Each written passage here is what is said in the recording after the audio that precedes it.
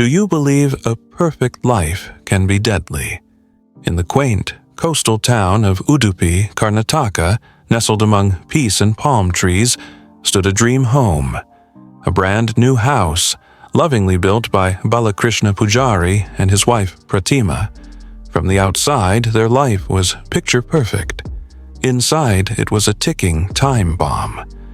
Balakrishna, a 44-year-old man, once worked as a hotel manager in Mumbai. But when COVID struck, he returned to his hometown with his wife and 2 children. Life took a new turn. He opened a canteen at a local college and began rebuilding. His wife, Pratima, 8 years younger, joined the ride. With Balakrishna's support, she started a beauty parlor. Together, they were thriving, business booming, kids studying in good schools, and smiles gracing their social media profiles. But ambition has a shadow. Pratima, once dependent, now earned her own money. She dressed lavishly, gained followers online, and enjoyed the attention.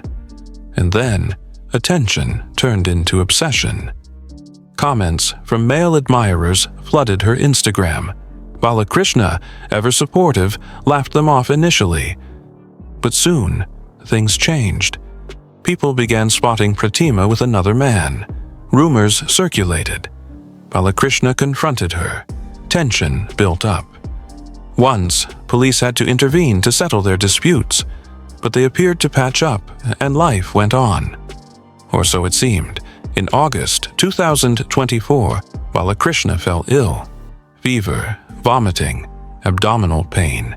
It seemed seasonal, but his symptoms returned mysteriously every few days. His body grew weaker.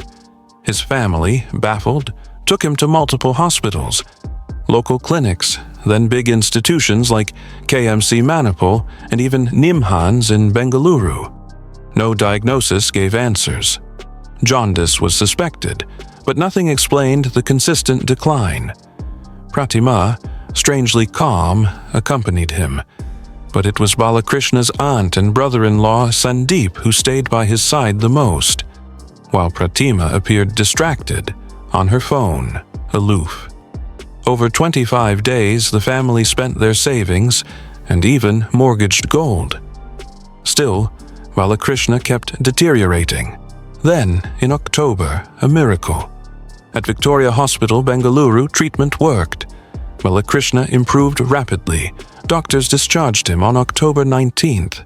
He returned home with Pratima. Everyone rejoiced. That evening, the house filled with laughter, food, and family. Hope had returned. But as the night faded into silence, a darker chapter was beginning. Hours after arriving home, relatives started leaving, one by one. Pratima insisted they let Balakrishna rest. Only she and he were left in the house. At 3 a.m., Pratima called family members, panic in her voice. Balakrishna wasn't breathing. When everyone rushed in, they found him dead.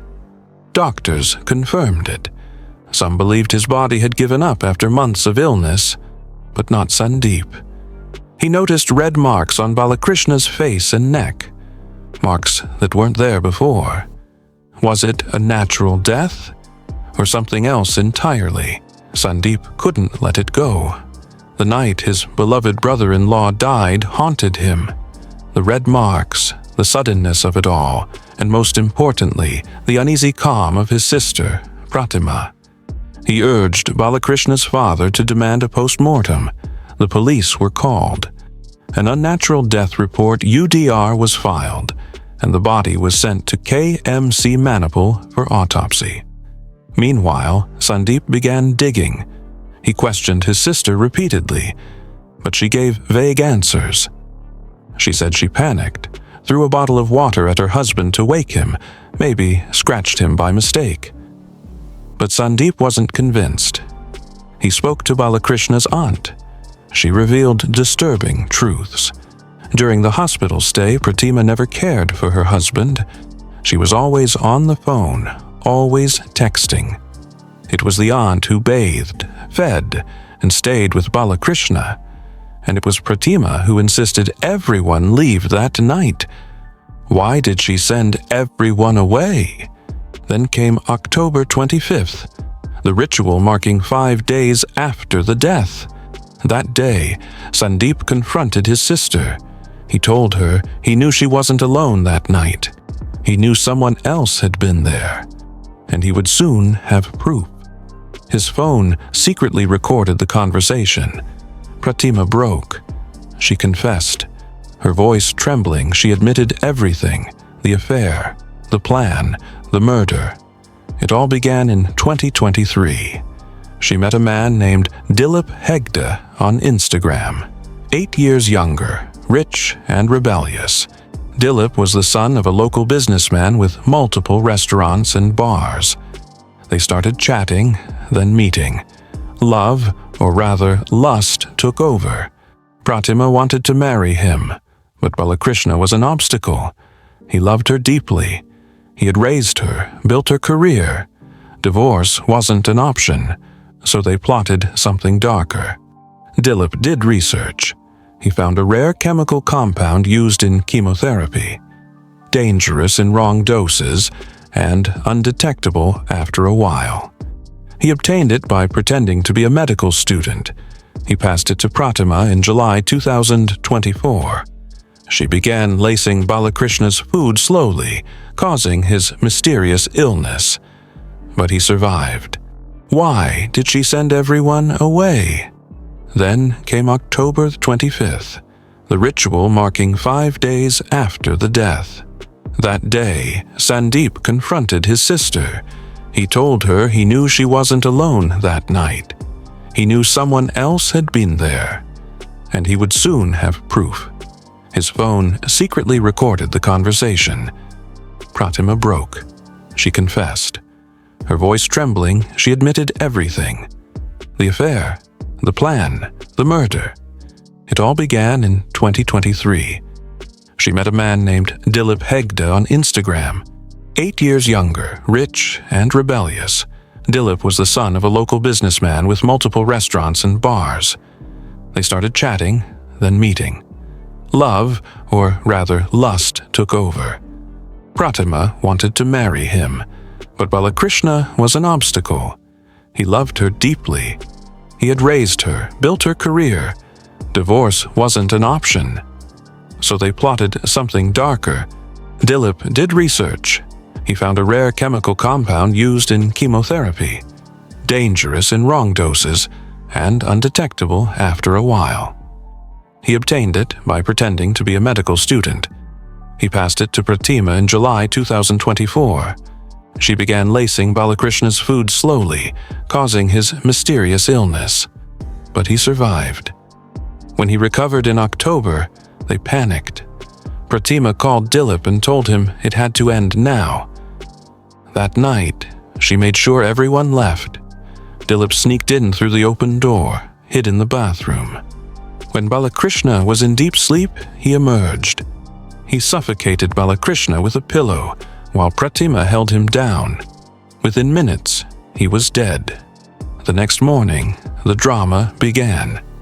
But now, Sandeep had it all on tape. Sandeep wasted no time. He rushed to the police with the recording and shared everything. Balakrishna's brother, Ramakrishna, filed an official murder complaint under IPC 302. Police acted swiftly. On October 25th, they arrested Pratima from her home and detained Dilip from his house. The investigation unraveled the entire web of deceit. The chemical was traced back to the lab. The owner confirmed selling it to Dilip, who had used fake documents. Police seized the bottle, bed sheets, pillow, and even Dilip's two-wheeler used that night. The post-mortem report arrived on November 4th. It clearly stated the cause of death as chemical poisoning and mechanical asphyxiation. The story that Pratima spun had collapsed. Yet Dilip's powerful father tried to interfere. He used money, influence, and even offered Sandeep bribes to drop the case. But Sandeep refused. In March 2025, the Sessions Court rejected both accuseds' bail, but Dilip appealed to Karnataka High Court. and on April 2nd, 2025, he was granted bail. Pratima remains in jail. Dilip walks free. Today, Balakrishna's children live with their grandparents. Sandeep, the uncle they now look up to, continues his fight for justice. The case is still under investigation, and the family hopes that the trial will begin soon. They speak to the media, organize press conferences, and plead for fair judgment. But here lies the mystery. What drives a woman to poison the man who gave her everything? What makes a man kill for love? And will justice ever truly be served when power and money manipulate the system? As we close this haunting tale, we leave you with this question. Can love that starts with a lie ever end without blood? Tell us in the comments. Let the world hear your voice.